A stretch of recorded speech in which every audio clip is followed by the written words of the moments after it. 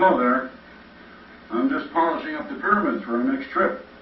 For Chapter 6, we'll be going to Teotihuacan in Mexico, and from there to Tikal in Guatemala, the Rome of the Mayans. Stay with us, won't you?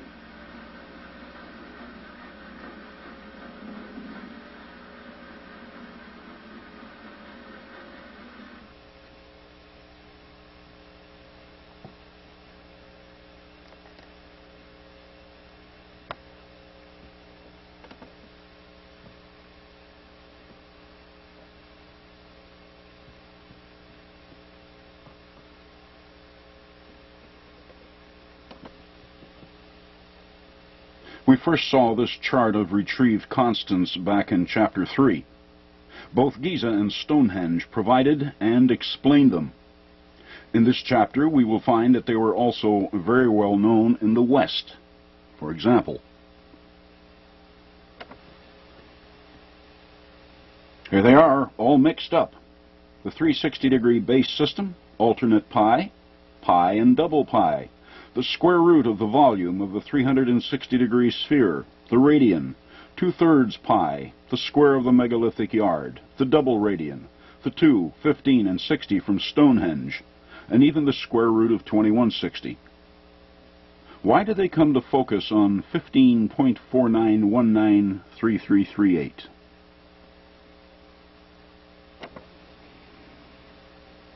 The prehistoric city of Teotihuacan in Mexico. All of it. Buildings, plazas, terraced platforms, streets, and even its pyramids, everything laid out on an exact azimuth of 15.49193 degrees.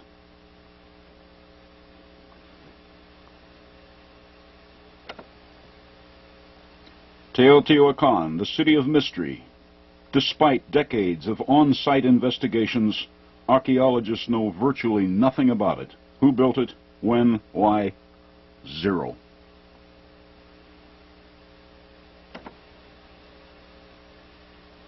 Even the Aztecs had no answers for the place. When they came into Mexico, Teotihuacan, which they named the City of the Gods, was already abandoned and in ruins, centuries before the white man ever saw it. Even its name was lost in time.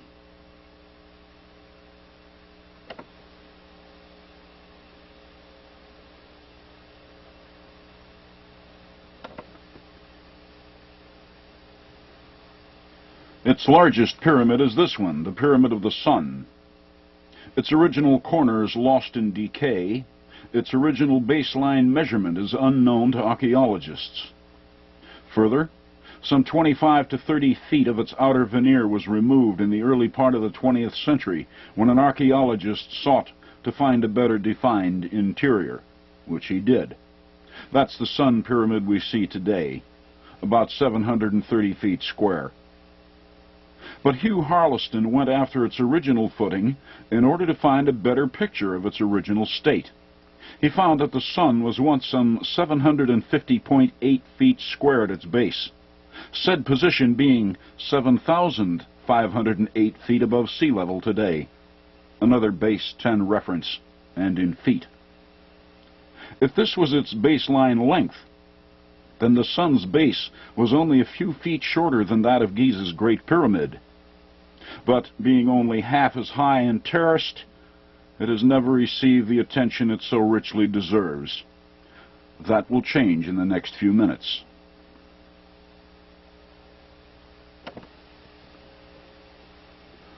First, the equation which finds Teotihuacan in their matrix clearly specifies that it was a very important site. Far more important than anyone had ever realized. Well, hang on to your socks. The silence of Teotihuacan is about to end. Remember the Juliaco Pyramid, about a day's walk from Teotihuacan? 4 terraces became 4 pi in its decoding.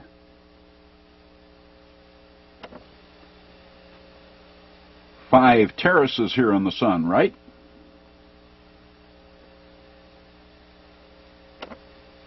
Yes, but we must be very careful when eyeing the Sun. For example, notice that its 4th terrace was designed to show two separate slope angles. Hence, while the sun actually has 5 terraces, it likewise has 6 separate faces. That's 5 pi and 6 pi. Then, too, we have this.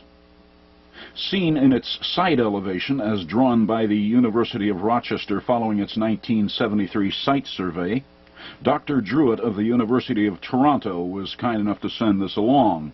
Notice that the upper terraces of the sun were deliberately built off-center. Working as I have with this matrix system since 1982, I have found that matrix coordinates always bear on the center of a monument's base, not its summit. Accordingly, the lower 2 faces are distinctly separate from the upper 4. That's 2 pi and 4 pi. In all, then, we have 2 pi, 4 pi, 5 pi, and 6 pi, speaking from the sun pyramid. These present a simple pi multiplex. Resulting in the value of 23,378.18184, a number which exactly encodes the sun's latitude upon the Earth.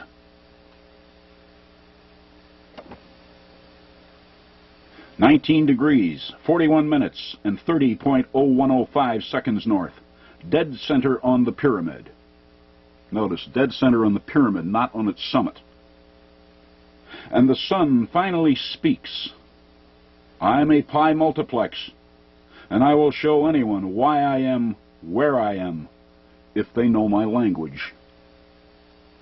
As for the matrix proper, the sun addresses it from its grid latitude of 23,378.18184. The access key is, of course, pi.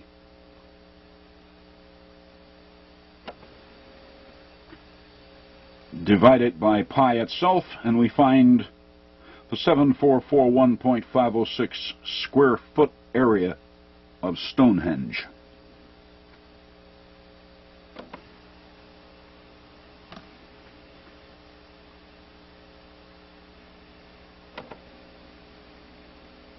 Or we can divide it by double pi and get this.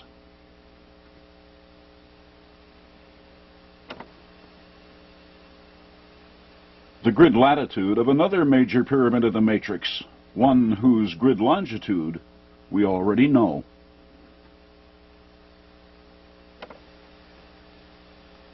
Temple 4 at Tikal in Guatemala.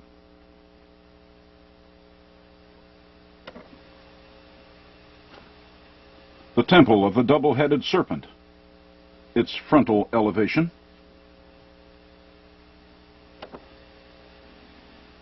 And its side elevation.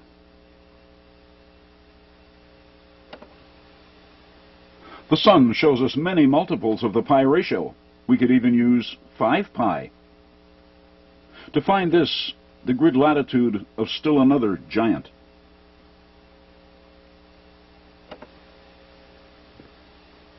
That being the Cholula Pyramid, the largest pyramid on Earth in terms of volume. Over 200 million cubic feet, over twice that of Egypt's Great Pyramid, despite the fact that it is less than half its height.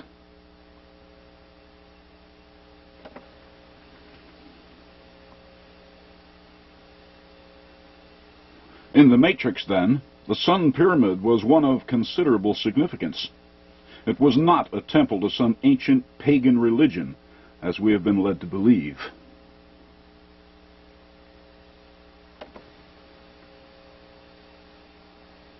And mapping was not the only aspect of the matrix which it relates. Using its grid latitude again, along with pi, and the azimuth of the entire city of Teotihuacan, the sun tells us this: the Great Pyramid's height in terms of feet, and from Mexico.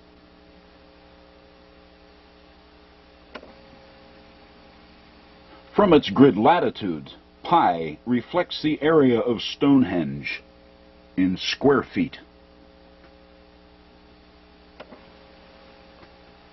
This equation is the same, except that we also include the azimuth of the city. It only follows, then, that this new figure is also a unit of measurement in feet.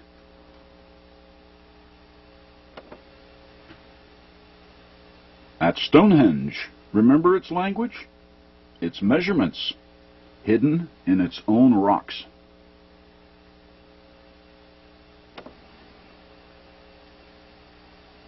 And there's another example here at Tikal in Guatemala.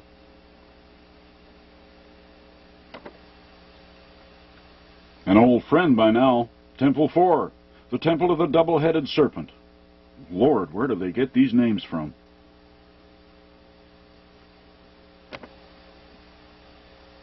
As we recall, the grid latitude of Temple 4 was 3720.75, coming from the Sun Pyramid by way of double pi.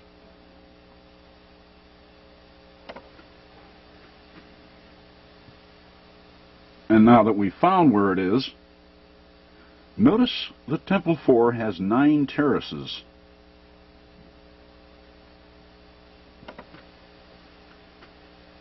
Which feeds a simple equation.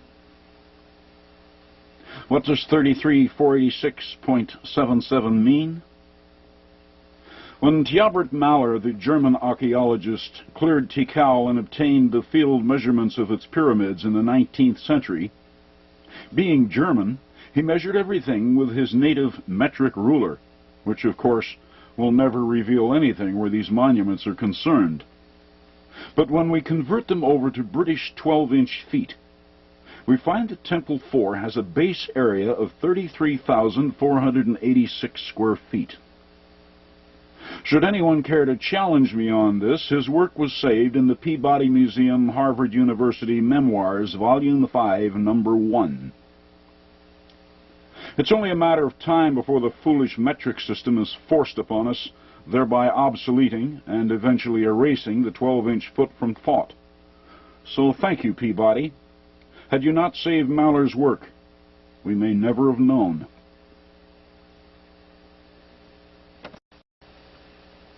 Look upon me, count what I show, then measure my base, and I will tell you why I am where I am. Digest the logic carefully. It works either way. We can also work from its grid latitude, multiply by the 9 terraces, and find its base area. It's how they hid actual measurements. No real trick to it. Do not be intimidated by their genius. These ancient masters were smart, damn smart. But they were only human. And anything a human can encode, another human can decode. Exercise patience. Great teachers are speaking to us from this matrix.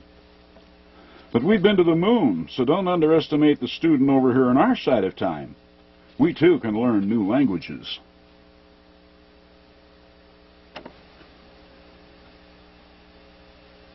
While the ancients certainly handled their math differently than we do, their use of our modern 12-inch foot can be found everywhere at Tikal, and even our 5,280-foot mile. And one of the best classrooms in which to study it is right here at Tikal, which I suspect was the Matrix University itself. Temple 2, shown here, was its smallest pyramid, only 142 feet high. Remember the recent television commercial for athletic footwear, wherein they showed a pair of kids running up the staircase of a Mayan pyramid? This was the pyramid. And it only has 49 steps. They should try it on Temple 4 sometime. That'll make a wreck out of any athlete. 49 steps to the top of the pyramid proper here at Temple 2, the so-called Temple of the Masks. Then notice that from there up to the doorway of the temple proper are 10 additional steps. That's 59 in all, divided into 2 distinctly separate staircases. When 59 is divided by 2, the result is 29.5. Notice that the base of the staircase, at ground level, is 29.5 feet wide. That's feet. Of course, this too is converted from Maller's metric determination. The 12-inch foot explained on the facade of Temple 2.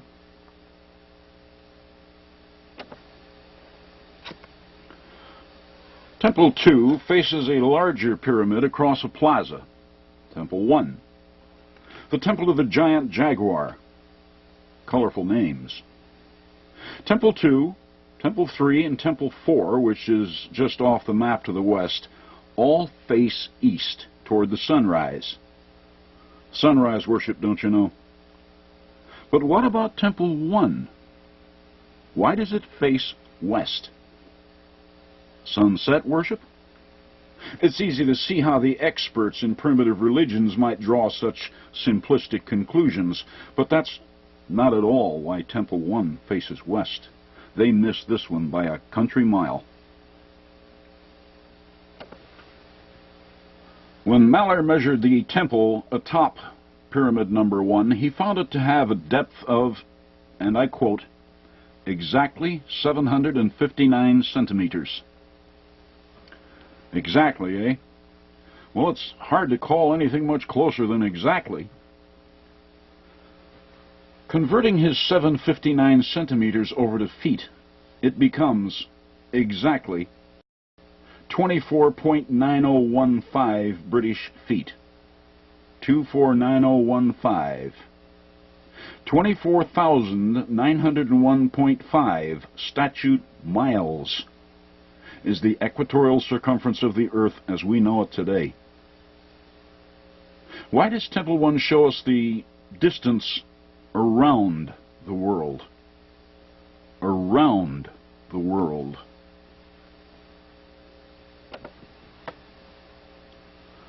There are several dozen ways of pulling Temple 1's coordinates from the matrix, but I'll cut through all that and get right down to the heart of it.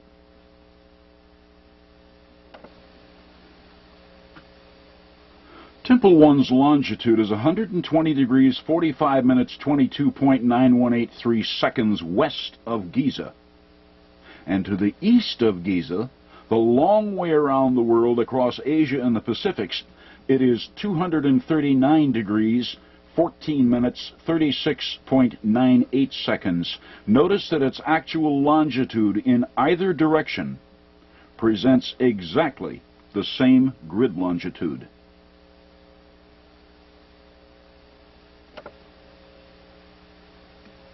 Temple of the Giant Jaguar? Sorry. Temple 1 is the peripheral pyramid, and that's why it faces to the west. As the peripheral pyramid, it addresses the global matrix in both directions, east and west. It therefore looks around the world, like the Earth's equatorial circumference.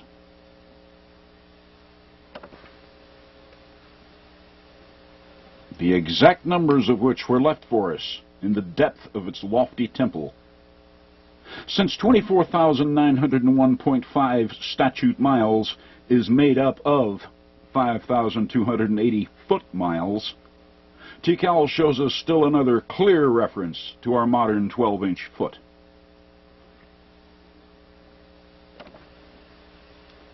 Moving over to the west of Temple 1, we have Temple 4, by now quite familiar, via its grid latitude, 9 terraces, area formula, which shows us its 33,486 square feet area. The height of its individual terraces is 15.5 feet. Might that be 15.4919 feet, the same figure used in the layout of Teotihuacan? Feet. And then we have its slope angle. As near as we're able to determine this angle, it comes back as 72.6 degrees. 72.66 is the square root of 5,280. References to our modern 12-inch foot and 5,280 foot mile are all over Tikal, but there is also something else common to its pyramids which, in my view, infers Tikal's ancient usage as a university where the matrix was taught. Going back a bit in this presentation, recall the actual West Giza longitude of Temple 4. The final element, seconds of longitude, was the exact radius of Stonehenge, 48.6693441 feet. This particular delivery was common, and indeed still is common, to all of Tikal's pyramids. The final element of their actual longitudes are recognizable mathematical constants. Temple 4 shows us the radius of Stonehenge. We saw this just moments ago, the two-faced longitudes of Temple 1, the peripheral pyramid. Notice that the final element of its West Giza longitude is 22.918311 seconds. 22.918311 is also exactly 2/5 of the 57.2957 radian. Constants in the tailings of Tikal's pyramids.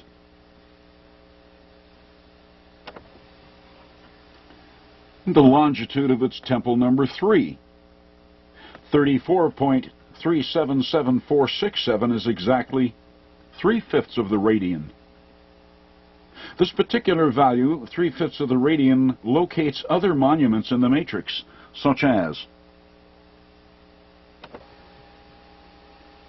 Florida's Mound Key, and where it is in the matrix vector. Not on the island, but on the big mound which survives there. And mounds and pyramids are not all that it finds.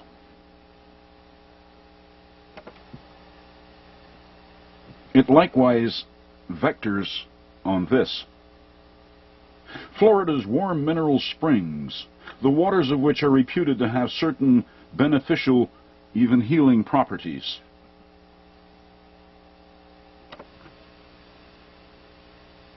Why does this figure for 3/5 of the radian, shown to us so clearly by Tikal's 178-foot-high Temple 3, vector itself on warm mineral springs? There's no mounds or pyramids there, just water. Is this perhaps the fabled Fountain of Youth, once sought by Ponce de Leon?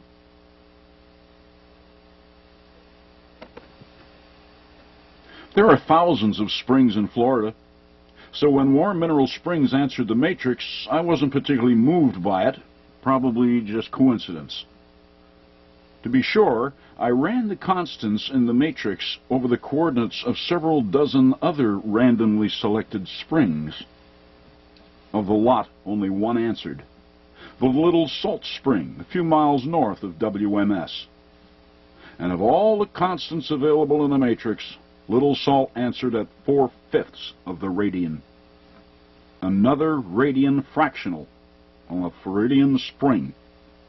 What is this ancient matrix trying to tell us here?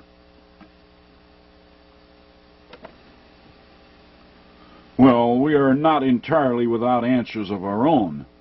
Warm Mineral and Little Salt Springs are known to rank as two of Florida's most important natural springs. And we know that they've been flowing generously for many thousands of years. Human remains have been found in proximity which date back 10,000 years. But was one of these springs the Fountain of Youth? Only they who have benefited from its waters can answer that. I must admit that their grid vectors answering the matrix at clear fractionals of the radian caught my interest.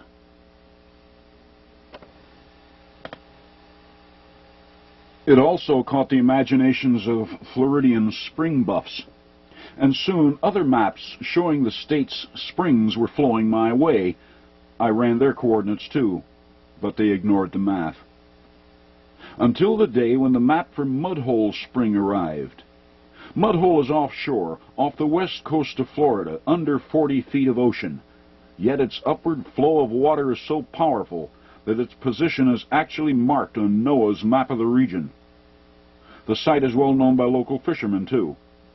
I ran its coordinates.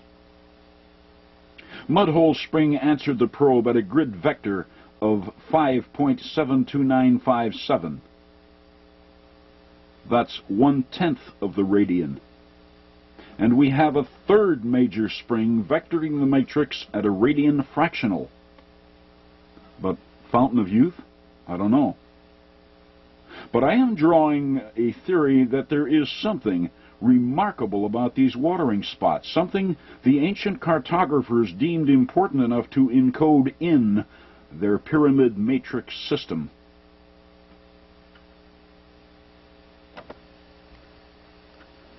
Which poses another question.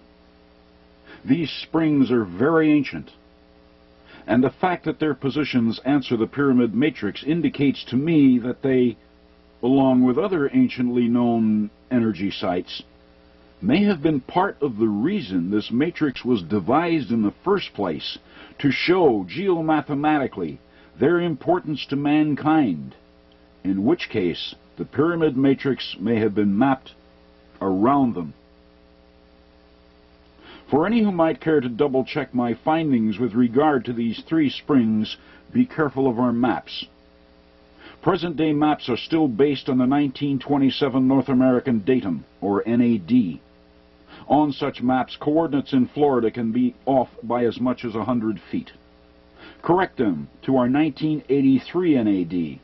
These are satellite corrections, and these are the positions which this ancient matrix answers. Do radian fractionals in the matrix show us things beneficial to us, to the Earth, or perhaps both? Dare we ignore such communications?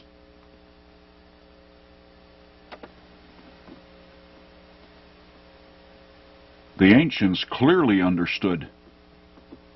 Now it's our turn.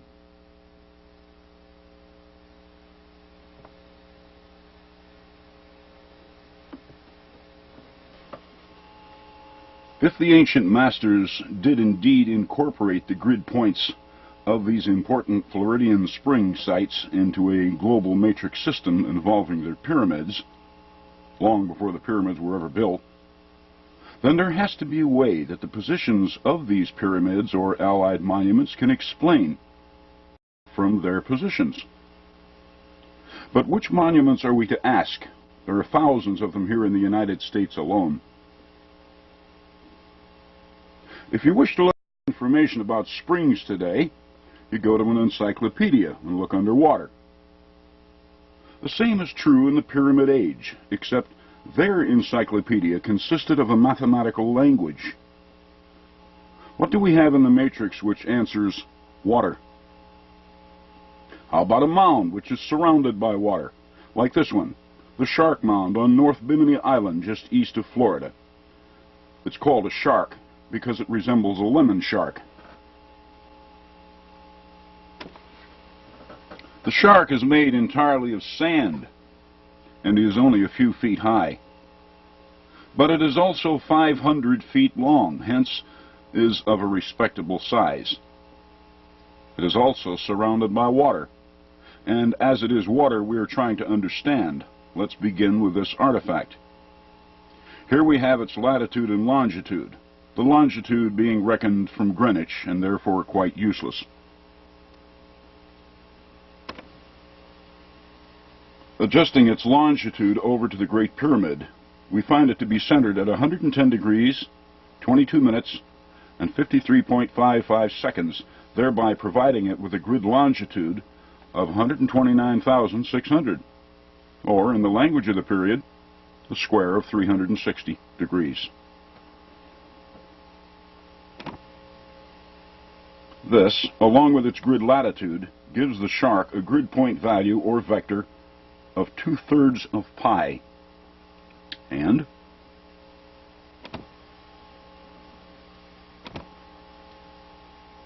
on the map, shark locates here.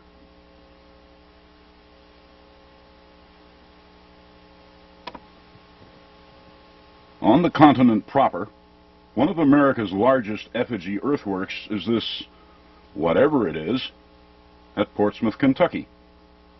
Yeah, what is it?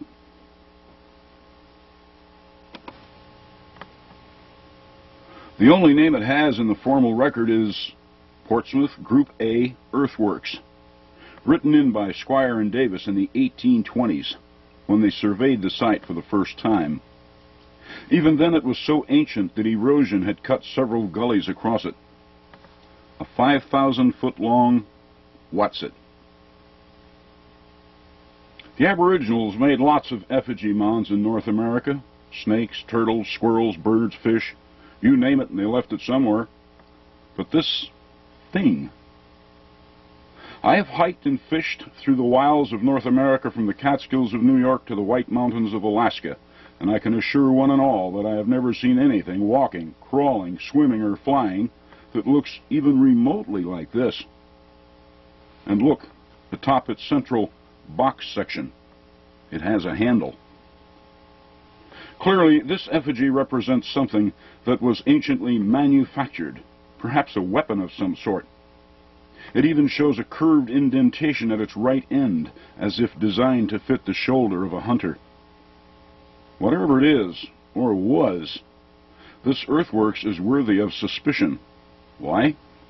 Because it is only about 1,500 feet from a large river, the Ohio. Water again, and major water. So let's call this thing the device.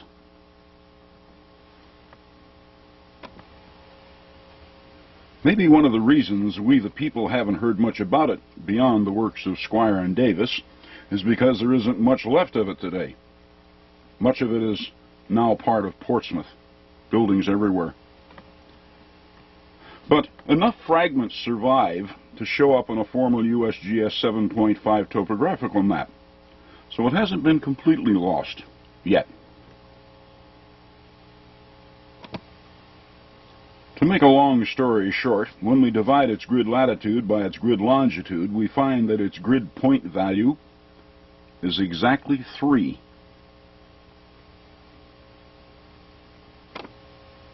Having that, we add the device to our map.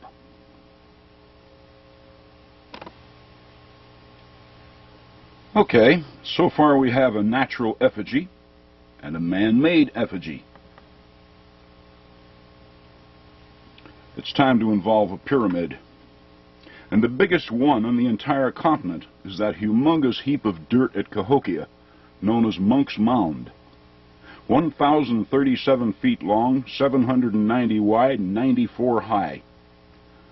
But that's as we see it today. Originally, it looked more like this, and was 100 feet high. A real monster. Half again as long as Giza's Great Pyramid. They who follow my work have already been through Munck's, so let's get right to its grid point value, which is 1.047, or 1/3 of pi. Interesting. 1/3 of pi at Munck's, 2/3 pi at the Shark, and a full 3 at the device. And oh yes, the water aspect, Munck's is on one of the ancient flood terraces of the mighty Mississippi River.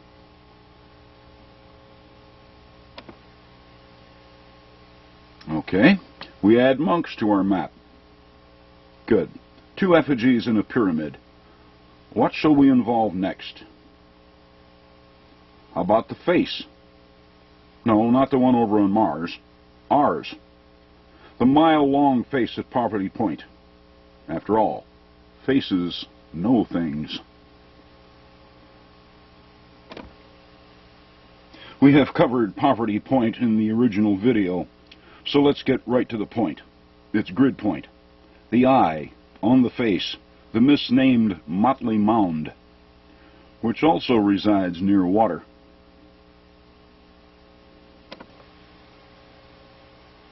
Its value in the matrix, 1.909859, or 1/30th of the radian, another mathematical constant.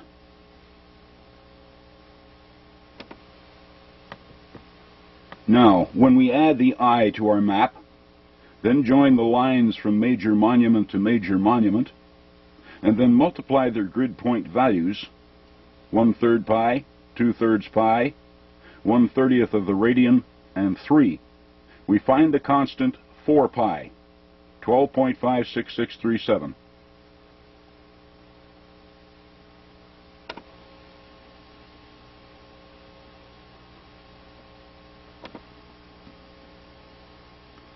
Interesting. We moderns think of map grids being square or rectangular, not something that looks like a kite. But it is mathematically sound. Now, what do we do with it? The only common ground these artifacts have in nature is the fact that all four are near water. Maybe we need another water-bound artifact?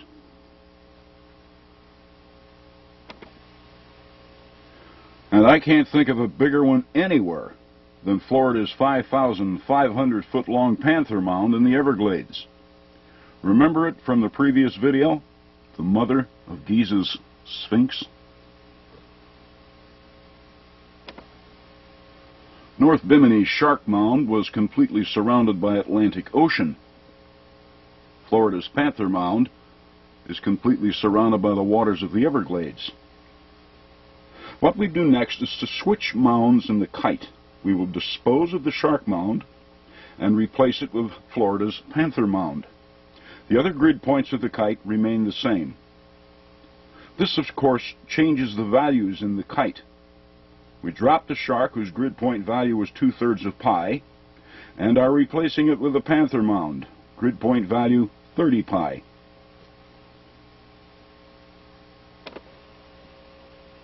This time we divide,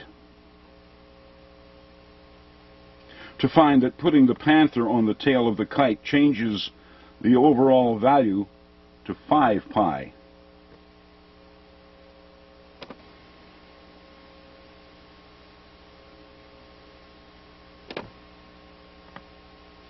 Checking everything once again to protect against losing anyone's concentration. North America's largest Aboriginal monuments, bar none. Another mathematical constant. Okay, so far we have 4 pi and 5 pi kite grids.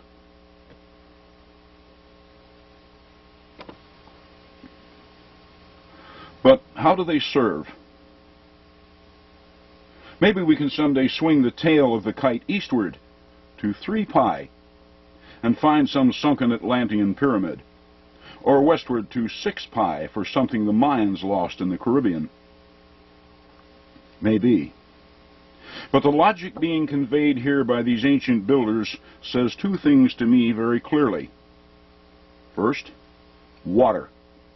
Remember, both the Shark and the Panther are surrounded by it.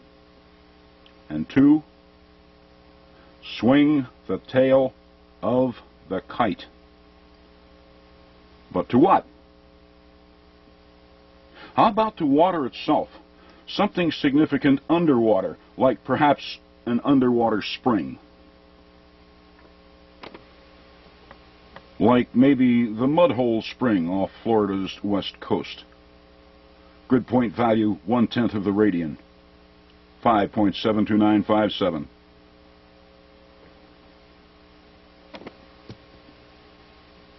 The top of the kite holding its corners on the eye, Munck's, and the device as usual. We now drop the Panther Mound from the bottom and replace it with Mudhole Spring's grid point value.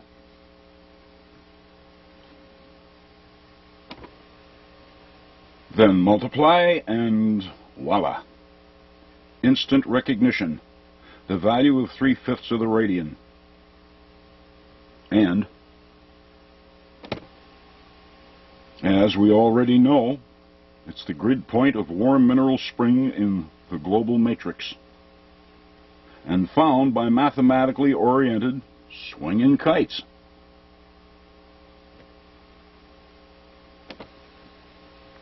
What else is there to say?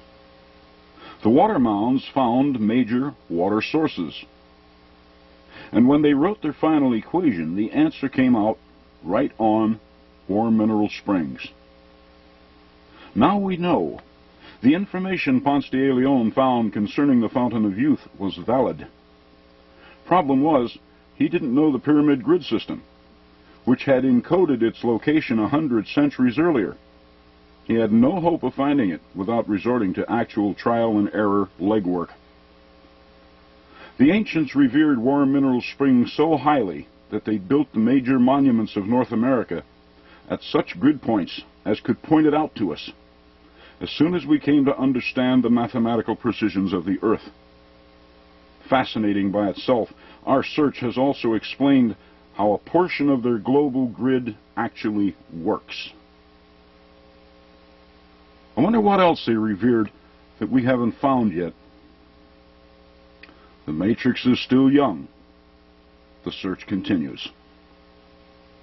Thank you.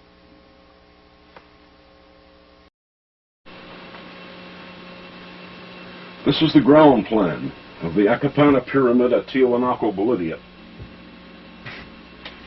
It contains part of a message explaining why it is where it is. Some of you know how to do this. For those who do not, it's really quite simple.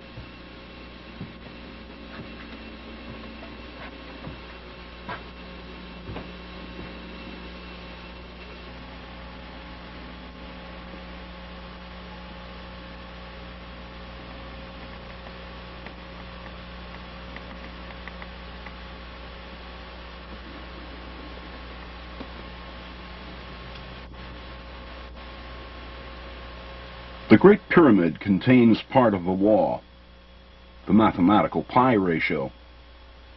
Its slope angle from the apex downward has a tangent value which we can find with a modern pocket calculator. Multiply this tangent by the four sides of the pyramid, and we find pi, memorialized forever. Having been so advised, we should apply this ratio to what we see in other pyramids around the world. For example,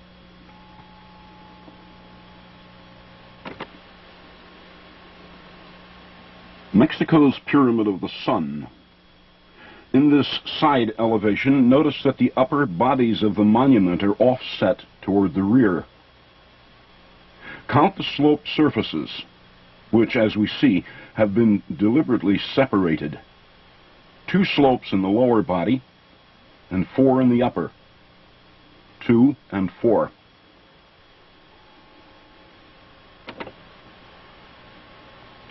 From the front, the sun appears uniform in its presentation. Now we see 6 slopes on 5 terraces. That's 5 and 6.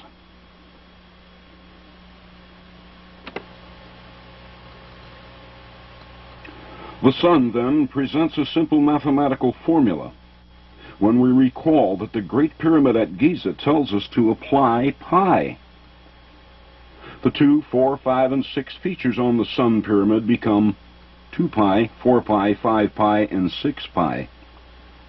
Multiplied, we find this large irrational, a single number.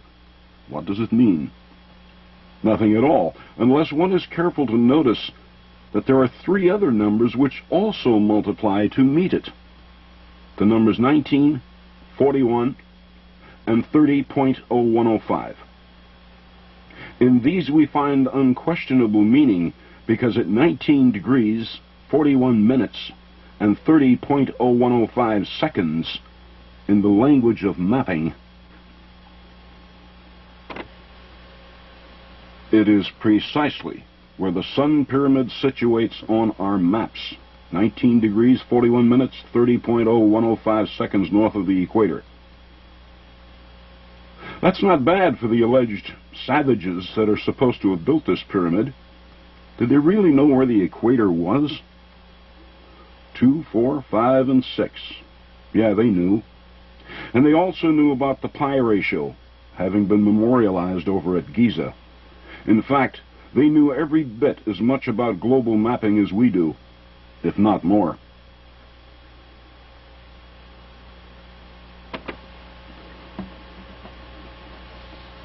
The same geomathematical logic was incorporated in the Acapana Pyramid at Tiwanaku. Unfortunately, we cannot extract data from its terraces because people have been chopping away at this pyramid since the Spanish began sacking the West 5 centuries ago. It is so badly gutted today that no one knows how many terraces it had. Except me, but that's for another time. You see, while we can destroy a pyramid, we cannot destroy the mathematics which gave it form. In their immense wisdom, the builders made certain that the Akapana would never become silent. How did they manage this? By protecting its geomathematical data in its base plan.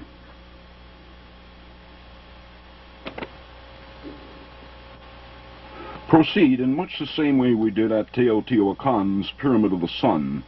Pay close attention to what we see. The emphasis here was on the 90-degree corner angle, of which there were exactly 16. 16 and 90. Then simply apply pi to the formula and find.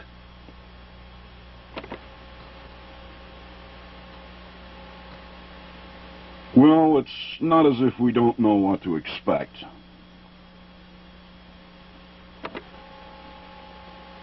(16 degrees, 33 minutes, 08.567 seconds south of the equator. Even the pre-Inca knew where the equator was. The next question is, how old is Tiwanaku's Akapana? Is there a way to demonstrate its age? Possibly so. All we have to do is match its position against the oldest monument known. What might that be? The very same number that encodes the latitude of the Akapana Pyramid at Tiwanaku encodes the actual latitude of Sidonia's face, north of the Martian equator. Geomathematical correlation. Now then, which came first? Sidonia's face or the Akapana Pyramid?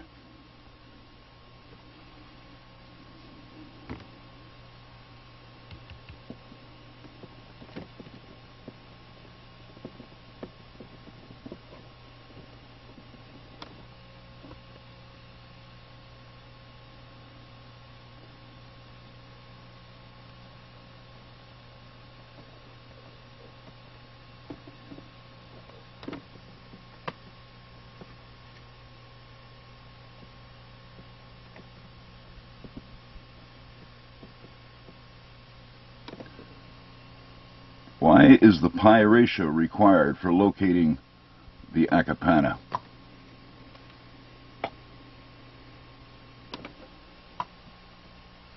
In my initial presentation, we found that England's Stonehenge provided the keys to one level of this magnificent coded system, and pi was not required.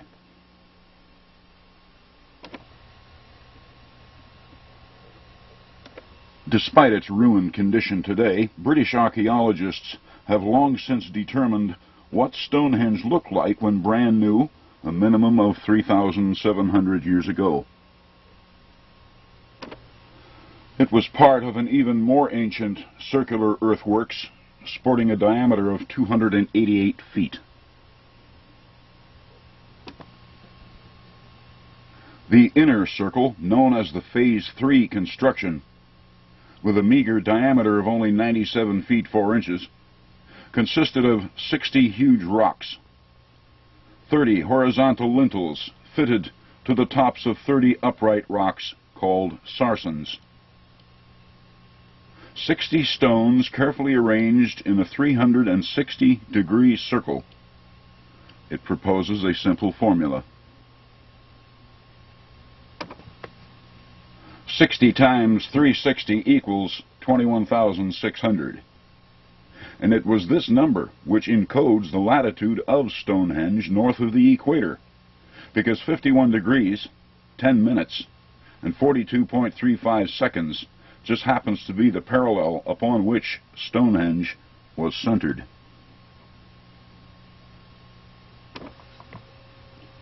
That discovery advised us rather quickly that the builders not only knew multiplication and numbers, but also that they knew the common circle to have a 360 degrees of arc. Hence, they knew math and simple geometry as well as we do, and in our terms. 3,700 years ago. Even more surprising, the location of Stonehenge proves beyond any question that their mapping skills were at least on a par with our own. They were not the dim-minded semi-savages that contemporary history insists they were.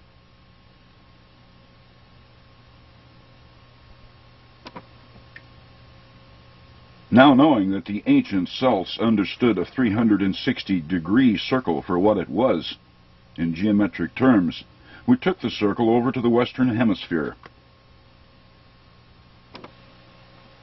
where, at Newark, Ohio, we found that the architects of the great aboriginal earthworks were also familiar with the grid latitude of Stonehenge, a third of a world away. Here at the 1,056-foot wide observatory circle, we find 21,600 again, albeit reduced by a factor of 10. 2160, which encoded its latitude of 40 degrees, 2 minutes, 27 seconds north of the equator.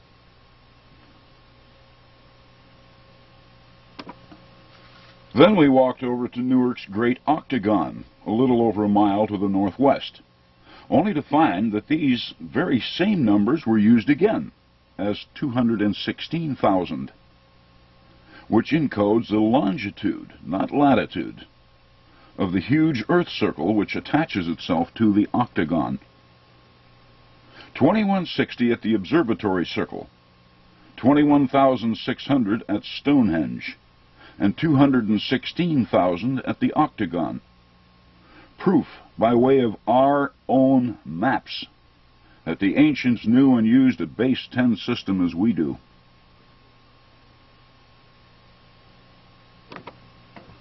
Then we went on to Mexico to check out the only round pyramid ever found down there, only to discover that even its ancient people likewise knew that a circle had 360 degrees of arc. They proved that by having built this 360-degree monument right on its own grid latitude of 360, at 19 degrees, 18 minutes, 01.05 seconds north of the equator. The same equator that we use, and the ancient British used when they erected Stonehenge.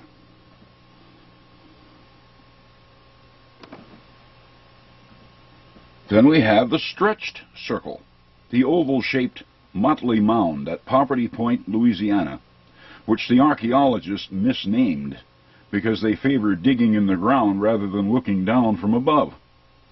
Had they paid any attention to our topographical maps, they would have seen that the motley was actually an eye on a mile-long human face, which was formed by the escarpment to the east side of the site. Motley was actually an eye, a 360-degree oval, on a face which looks off to the east.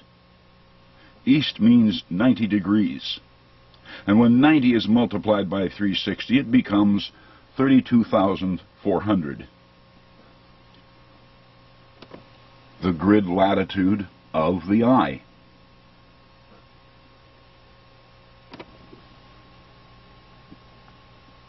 Then we have Mississippi's Emerald Mound, with its 5 corners, and 6 surfaces, comprising a corrupted 360-degree form.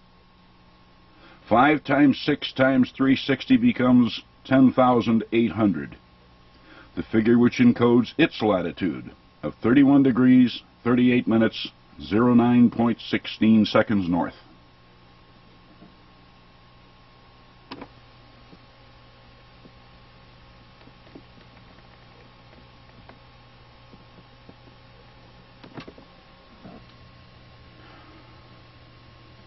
From there, we take the 360-degree logic to its square-cornered form.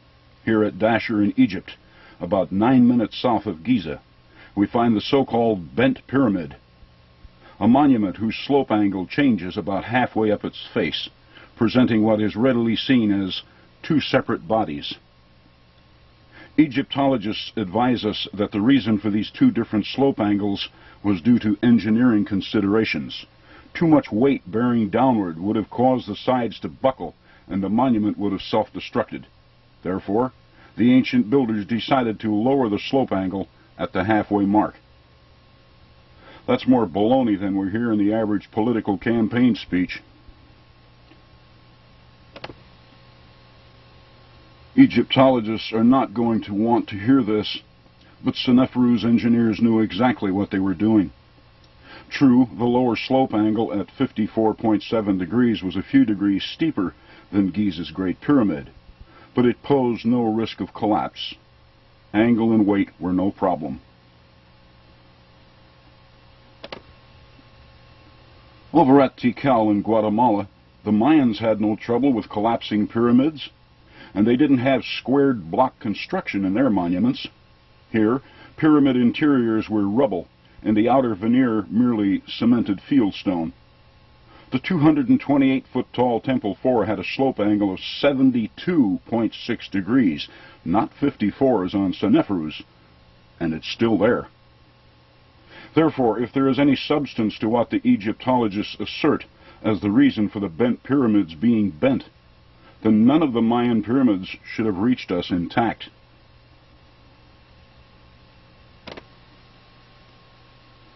This design affords an observer the opportunity to see additional numbers beyond those available from a true pyramid design. Here, instead of only 4 sides, we see 8. And rather than seeing 4 base corners and an apex, we see 8 corners and an apex. That's 9. 360 degrees times 8 times 9, 25,920.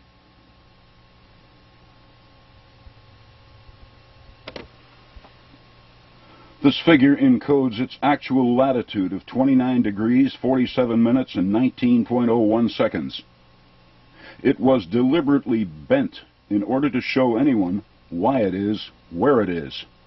There were no engineering problems.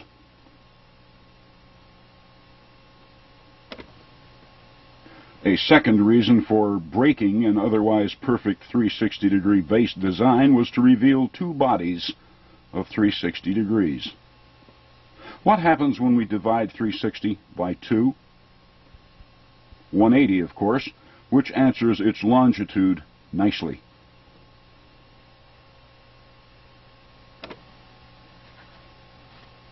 But not its longitude from our modern Greenwich.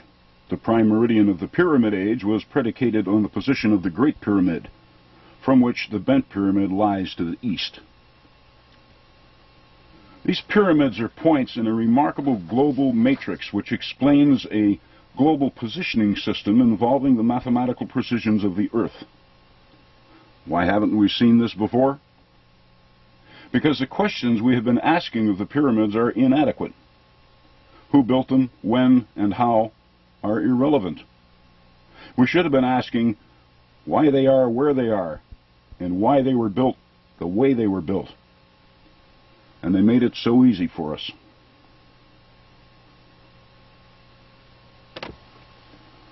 We have even known the measurements of the bent pyramid for some time.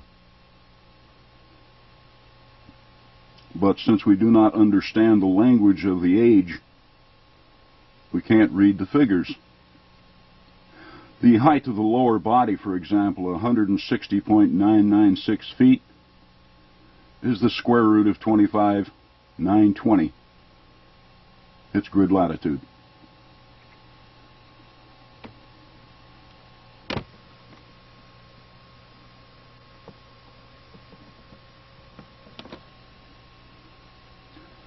Another classic example of this simplicity is found in Mexico at the well-known Chichen Itza site, home of the celebrated Kukulkan Pyramid, long famous for its 365 steps. 91 on each of its 4 sides, with the top of the pyramid being the 365th step. Historians see it all as artistic excess on behalf of the builders, but that is erroneous. They built only what was necessary.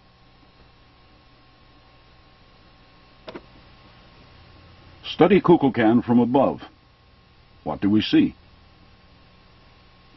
Do we not see a 4-sided pyramid with 4 staircases, 9 terraces, and 365 steps? Basically, that's all we need to explain why it is where it is. Simply multiply the numbers shown to find its grid longitude to the west of the Great Pyramid.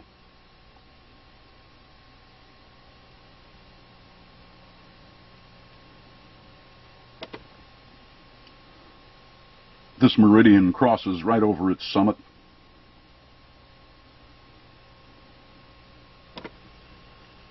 And only about an inch from the grid longitude mandated by the code. As explained in my earlier presentations, the number 365 has no more meaning in the code than it does in referring to the calendar. There is no 365-day year and never has been. Today the year is 365.2422 days long and is growing. When this matrix was mapped out thousands of years ago, the year was 365.020081 days long, and that's the number we have to use here. It results in a slightly higher value for Kukulkan's grid longitude, and the very same number which fixes the grid longitude of Stonehenge.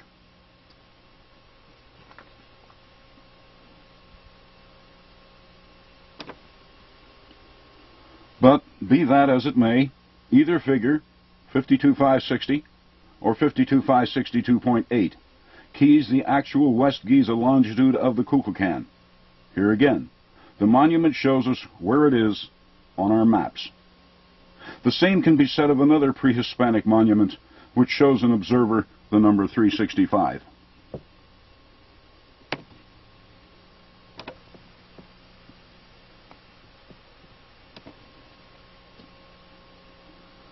This one is at El Tajín in Veracruz, the celebrated pyramid of the 365 niches, locally known as Los Niches. Its sides are decorated with small, square cubby holes, 365 of them. Again, they are thought to have had a ceremonial significance, one niche for each day of the year. Can Los Niches speak like Kukulkan did?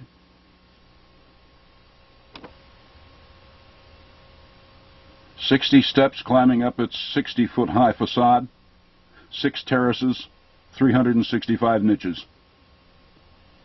Multiply them. Anyone care to guess the West Giza longitude of this pyramid?"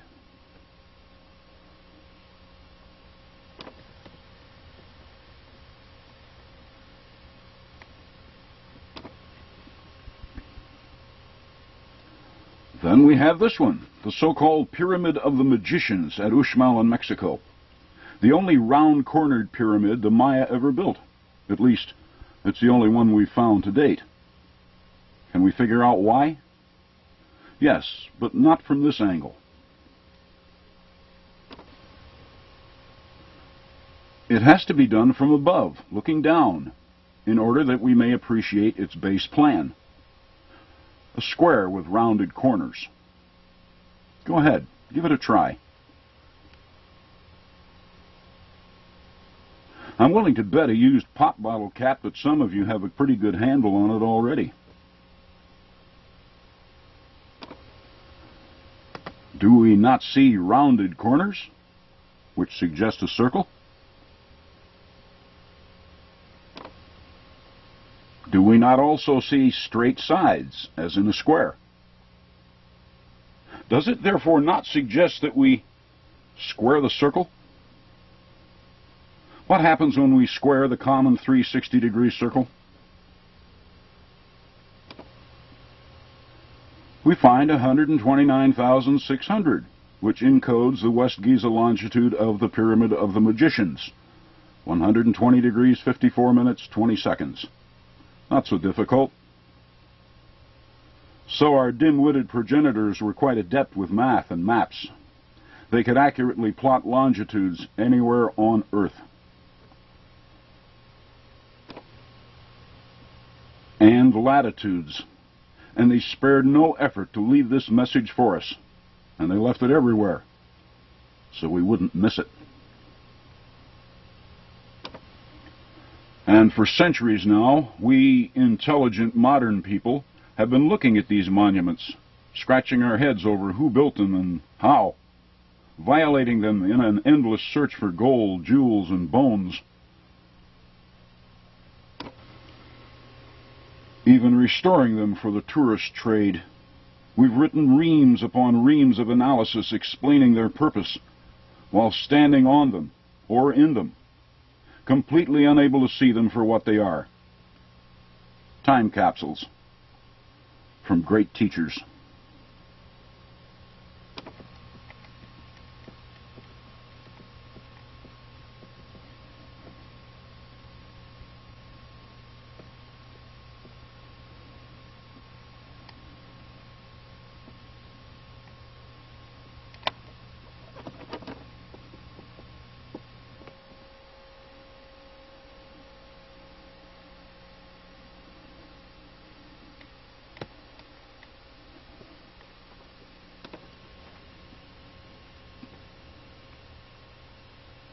Those monuments serve to introduce us, to alert us to the presence of knowledge in remote antiquity, and they did so by showing us simple numbers and geometric constants. The use of the pi ratio wasn't once involved, but that was level 1 of their matrix. Now we go to the next level.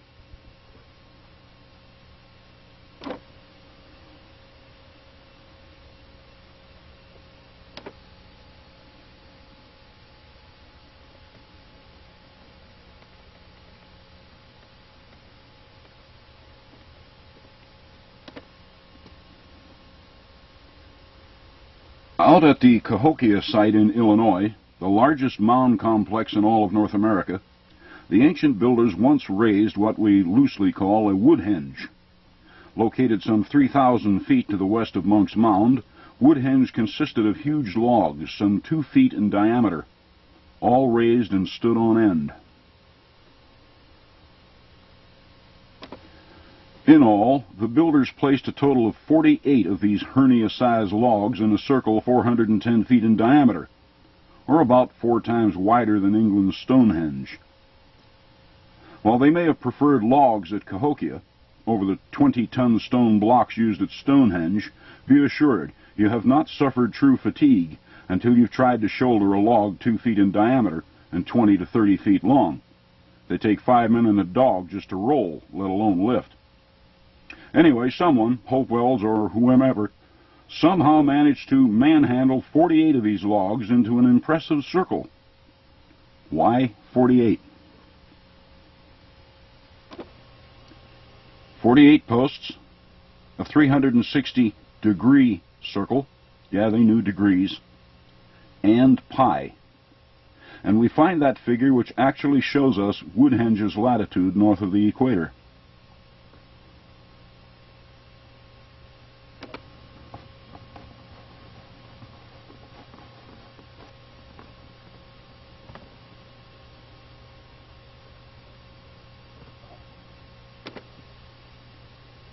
Now, if we do not use the pi ratio against Woodhenge's 48 posts, we wind up too far to the south, well clear of everything, barely on the fringe of Cahokia itself.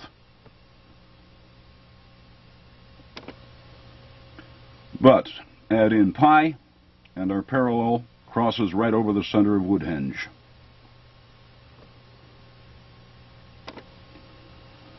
And that's why the 48 posts were necessary in the Woodhenge, to show us where it is.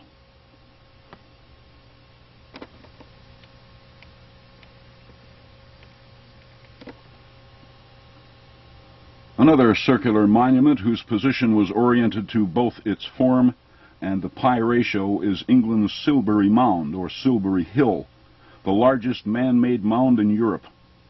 550 feet in diameter at the base, 131 feet high, and presenting a consistent slope angle of 30 degrees. But rather than being a true cone, the builders gave it a flat top. A round flat top. I like it when they do that. It simplifies things. Let's see now. 2 circles, one at the base, the other at the top. That's 2 360-degree circles, or 720 degrees. Consistent slope angle of 30 degrees. and pi. A parallel of latitude drawn at precisely 51 degrees 24 minutes and 55.43 seconds crosses right over the center of Silbury. Again, the pi ratio is required in addition to its visual message. Code buffs will recognize this figure, 67858.4, which encodes the latitude of Silbury because they've seen it before.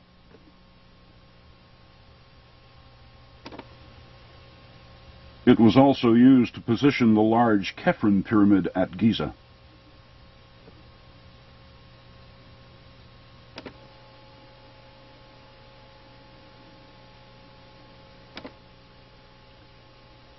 The British have been looking at the Silbury a lot longer than we Americans have been looking at our mounds.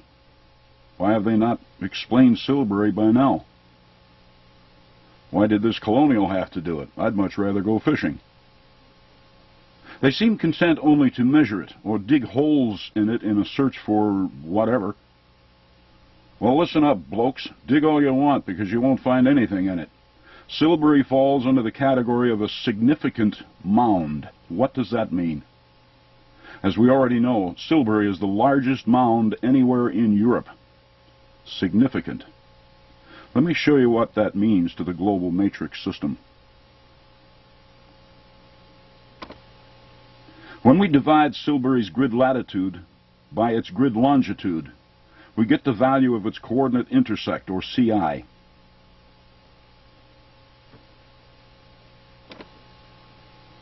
As members of a largely literary culture, most people today are not comfortable trying to memorize long numbers, especially irrational numbers. So let's apply some algebraic law and give this value the letters SCI for Silbury's coordinate intersect.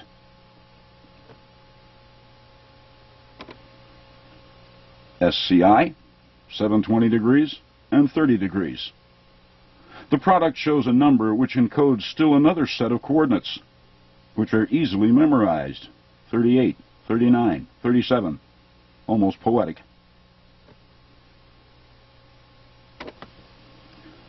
"38, 39, 37.14. There they are again, on Munck's Mound at Cahokia, Illinois, North America's largest mound. Speaking directly to Europe's largest mound, or vice versa. Significant to significant.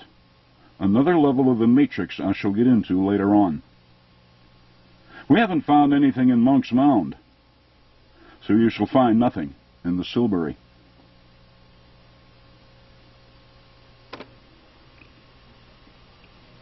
Something else I should point out while we are back here at Cahokia. Count up all the 90-degree corner angles on this archaeologically restored model of Munck's Mound. If you counted 20, you are correct. In the language of the code, that becomes 20 pi. Notice also that it has 4 terraces. That's 4 pi.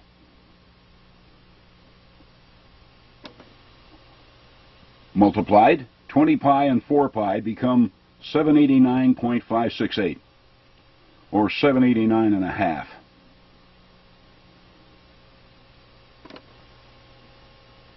I am assured by the Illinois State Museum at Springfield that the original width of Munck's Mound was 790 feet, plus or minus 12 inches.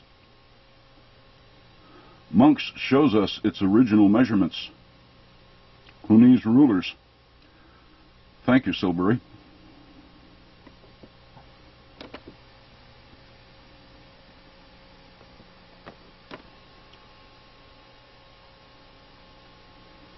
No, it isn't Silbury again, though there is some resemblance, but only from this angle. Flat-topped, 30-degree slope. The difference is that this mound is in Mexico, at a place called La Venta.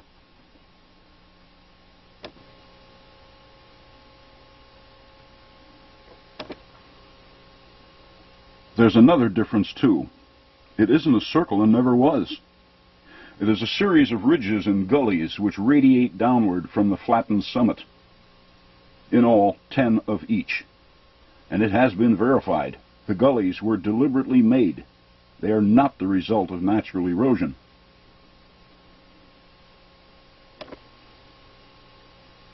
Ten ridges, 10 gullies, 30-degree slope. And, of course, the pi ratio. And presto.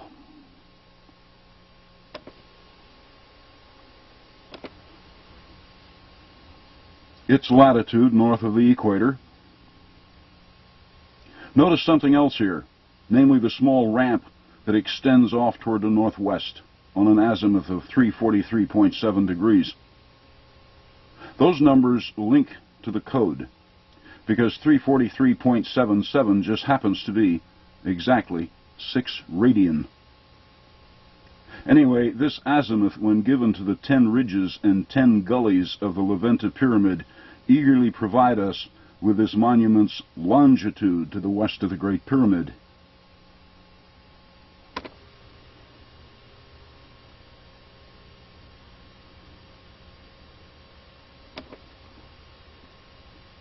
Its CI, or grid point, then, has a value of 36.475626.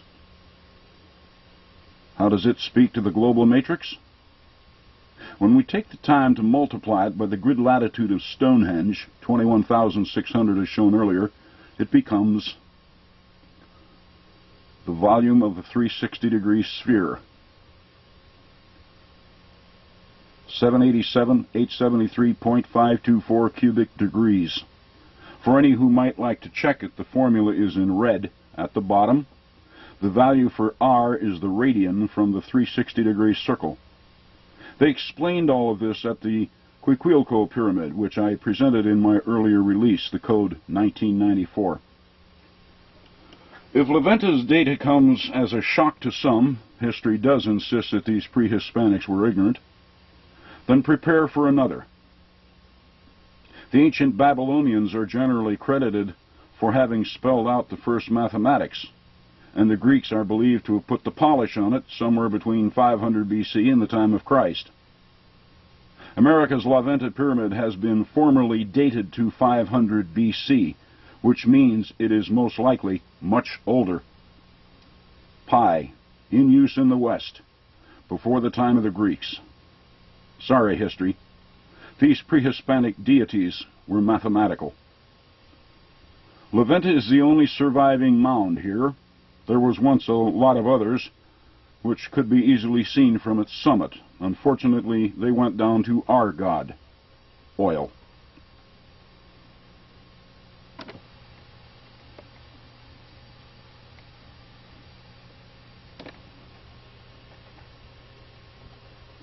Our next pi-oriented mound is in Georgia. It goes by the name Etowah.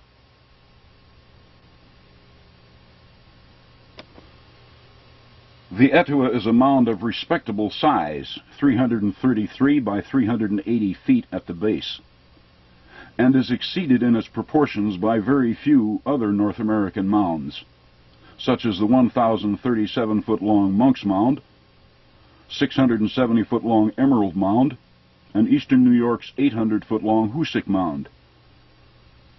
It is about 70 feet high.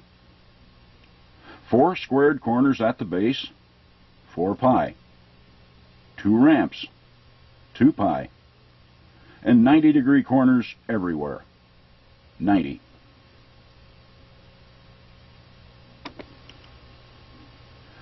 And voila, Etowah's latitude and the code value which encodes it.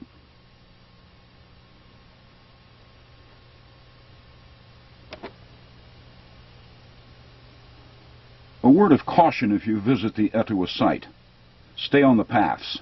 Do not wander off into grassy areas. The rattlesnakes are everywhere. And speaking of snakes,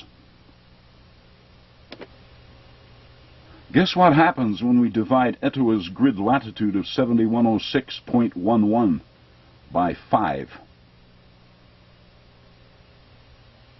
We are left with exactly 1421.223, the number which encodes the latitude of Ohio's Serpent Mound. And notice, please, that it has 5 coils. Now that we have all had our basic training on observations and the use of pi in finding things, we're ready for some graduate work. For this, we return to Guatemala, to a place called Tikal.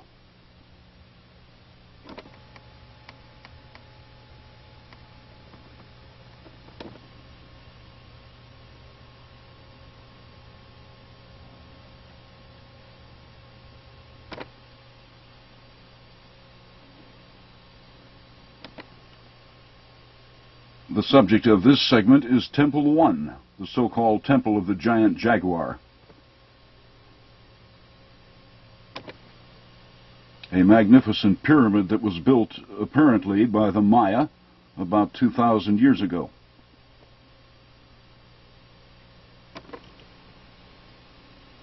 Much taller than it is wide, Temple 1 is 154 feet high,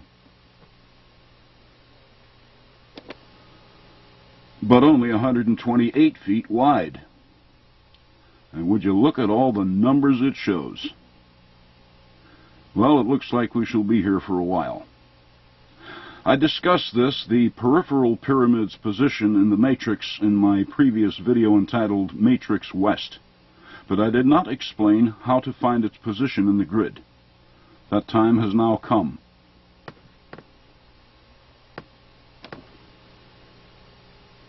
With so many of them in evidence, the emphasis here is obviously on the 90-degree corner angle, of which there are many. And when the ancient architect goes to such extremes in order to show them to us, it's best that we pay very close attention. Notice the indentations at the corners of this Temple 1's bottom terrace. In all, there are 24 such 90-degree corners at ground level, and 24 more on top of the terrace. That's 48 on each terrace. Then they stacked 8 more of them on top of it, for a total of 9 terraces. As such, they gave this pyramid a grand total of 432 of these 90-degree corners.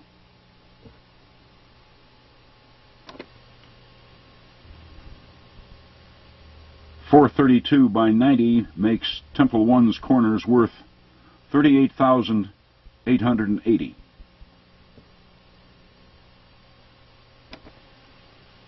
Okay, what's the next most obvious number shown by the architect?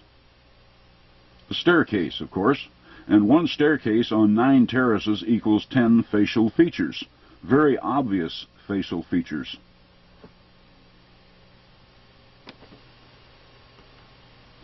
Factor that into our formula, and then apply the pi ratio.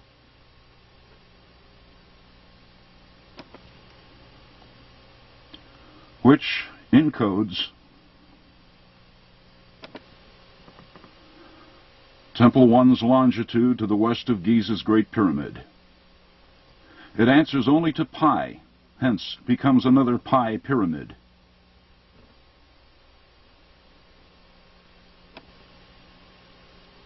I went on to explain why Temple 1 should be called the peripheral pyramid, because unlike Tikal's other pyramids, this one faces west. To answer the Great Pyramid's prime meridian, the long way around the earth.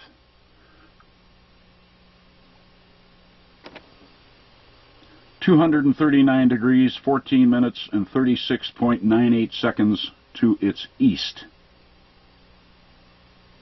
and keeps its back to the east, thereby being west of the Great Pyramid by 120 degrees, 45 minutes, 22.91 seconds.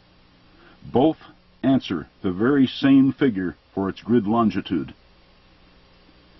And we like to think of these ancient builders as primitive and without knowledge, stupid sun worshippers.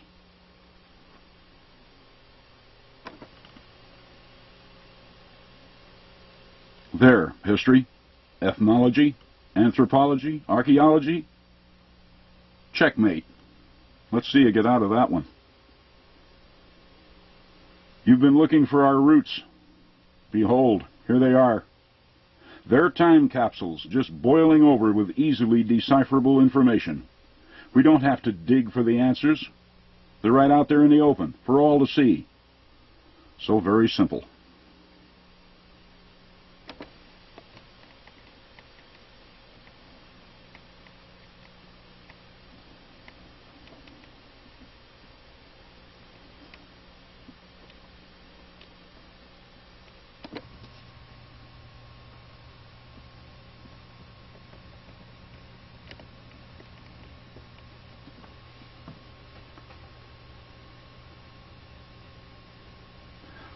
When I began searching for the answers as to why the world's pyramids are where they are back in the early 1980s, metrology was the last thing in my mind.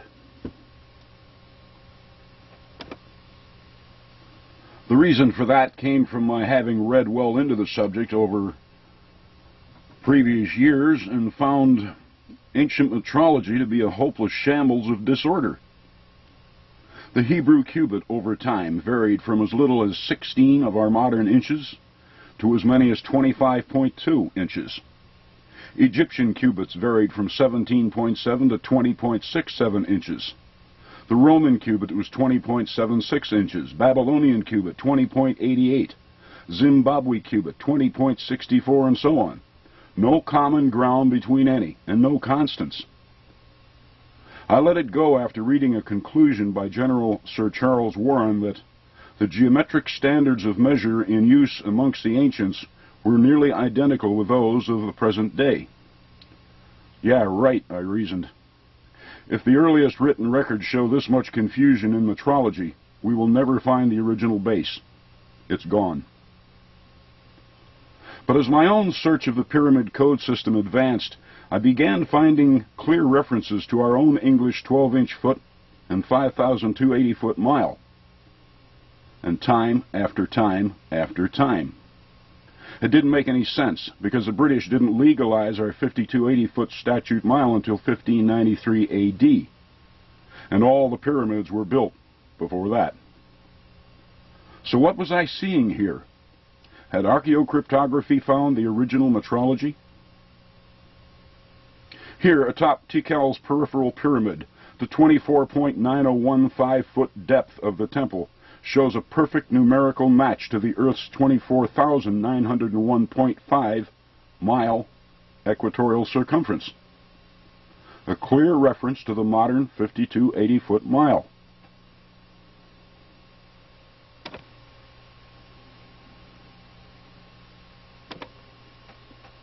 Next, and also presented earlier, is the message from Temple 2 here at Tikal. Its message was encoded in its stairway.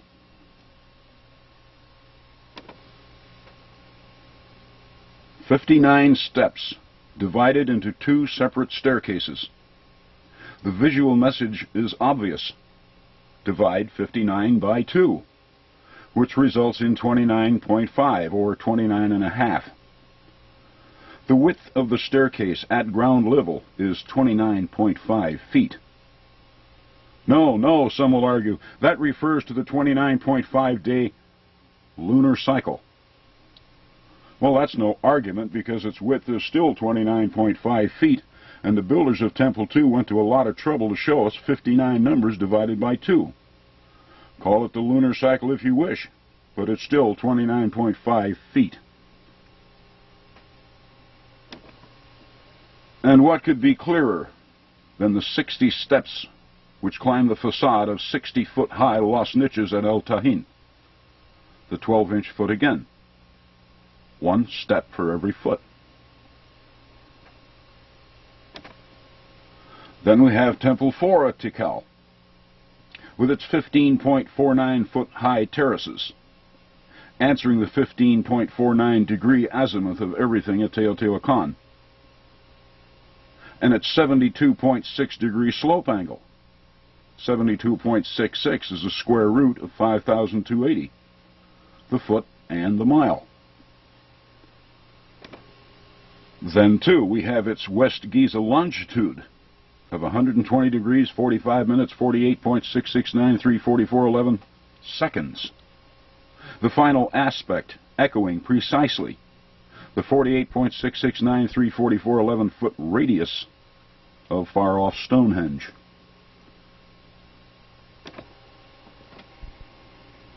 And let's not forget how the grid latitude of the Sun Pyramid at Teotihuacan, when divided by pi, comes back at 7441.506402 feet, the exact area of Stonehenge, in terms of 12-inch feet.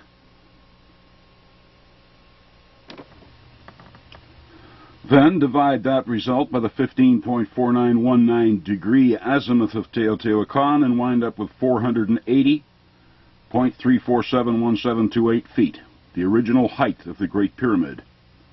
Feet again.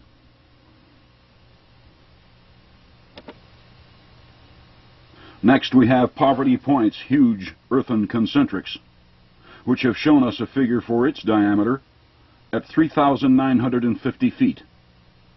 1 foot for every mile of the Earth's polar radius. Foot and mile both.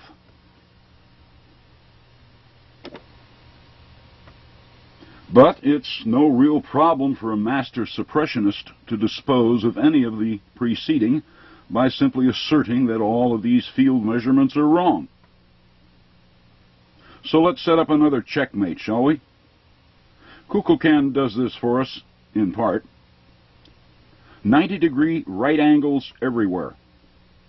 And it's 365 steps, which we now know to represent the figure 365.020081. The derivative here is 4.055778, a figure which any better modern calculator can show as being the tangent of 7,123.85068.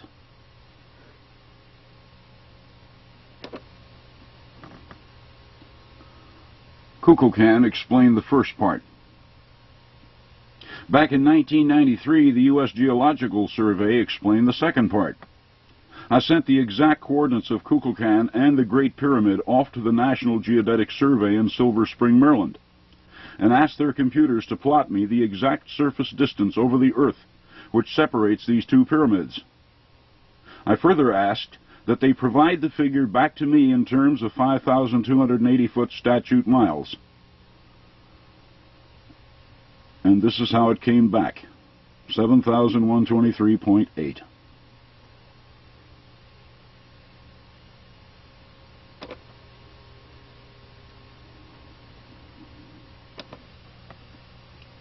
This 7,123.8 mile line from the Kukulkan vectors itself on the Great Pyramid, or vice versa.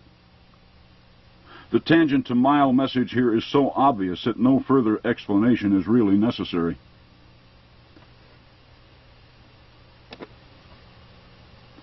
And that's only the beginning. For the terminally skeptical, I would like to add the following. This tangent from the Kukulkan was also utilized as a square root. You see, its square is 16.44934.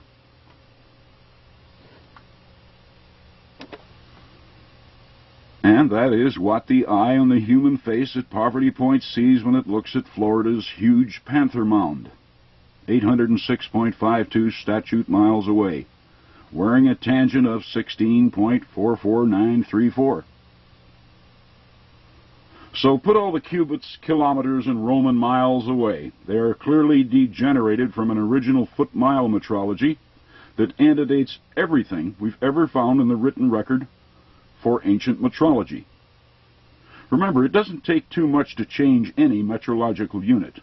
The crooks and the mighty have been doing so since as far back as the written record is able to reach. Whatever best serves an existing system will be activated, and one doesn't have to read very far into ancient metrology to see it.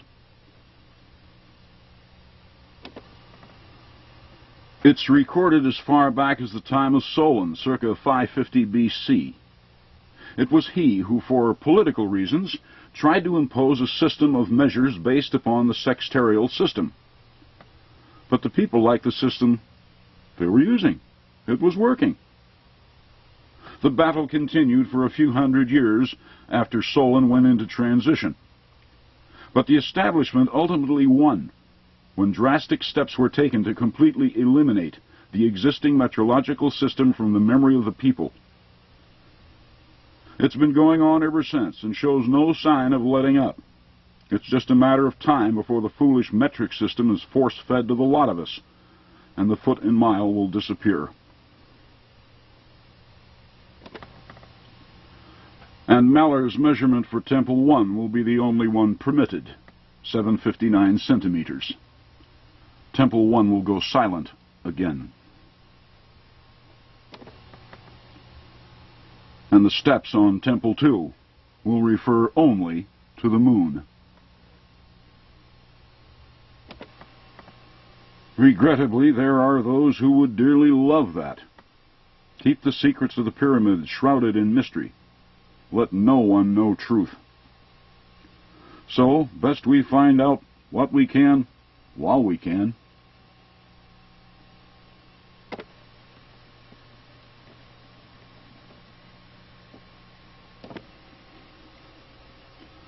As for pi, well, they won't be able to dispose of that by passing a wall. Pi, the key to a higher level in the matrix. Yet, how are we to distinguish between the rational pyramid and the irrational pi pyramid? Do we look for summits that were built off-center? Mounds of unusual shape, like this cross mound at Tarleton, Ohio?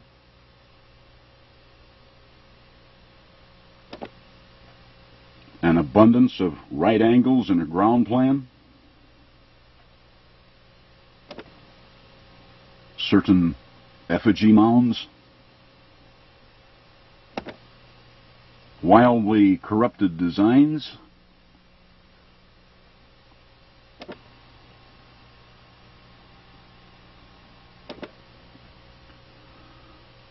It requires a well-trained eye. But for they who haven't figured it out, there is another way. A much more difficult way. Dig 'em. Gut 'em.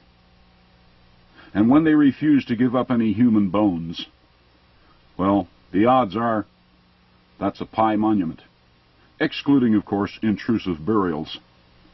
The Serpent Mound is a good example. Nothing there, just dirt. How do we know it's a pi monument? Because of its grid latitude, 1421.223.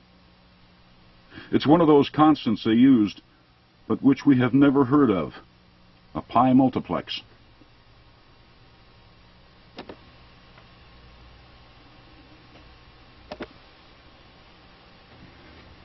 But how is one to glean such a pi multiplex from this mound?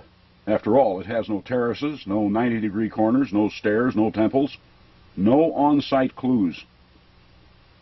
We cannot see pi here because we weren't supposed to. The serpent belongs to still another level of the code. In that level, one must be in possession of Giza data. For example, the Mycerinus Pyramid. It was originally 226.194 feet high, that figure being best remembered as 72 pi.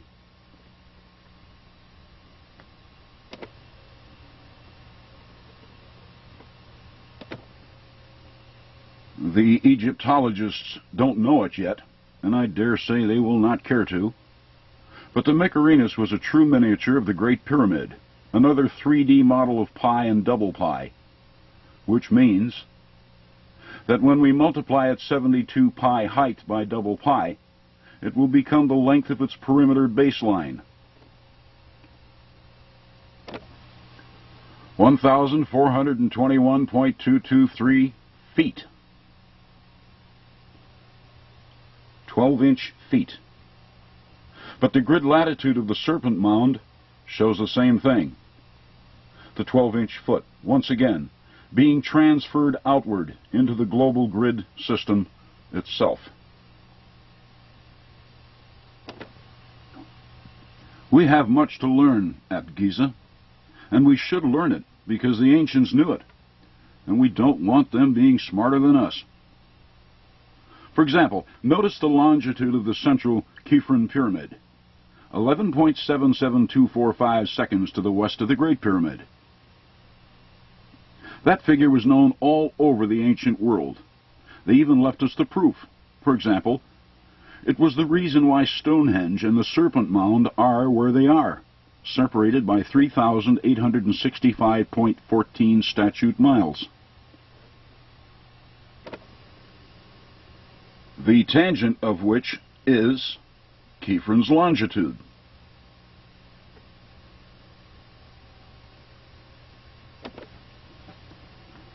So don't mess with the snakes. And let's try to protect this one, despite the fact that those charged with its care have recently lost their funding. England protects Stonehenge as a national treasure. It is only fitting that we do as much for Ohio's Serpent Mound, indeed, all of the Aboriginal monuments which were bequeathed to us by the primitives, who, as it turns out, were better advised in a number of high sciences than we are.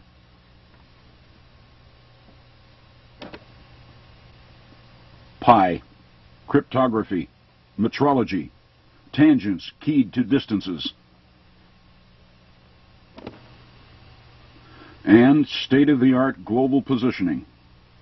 Clearly, this long-lost culture placed more value on knowledge than life itself, and they went to absolute extremes to ensure that those of the future, maybe us, would find our rightful inheritance. The choice is ours.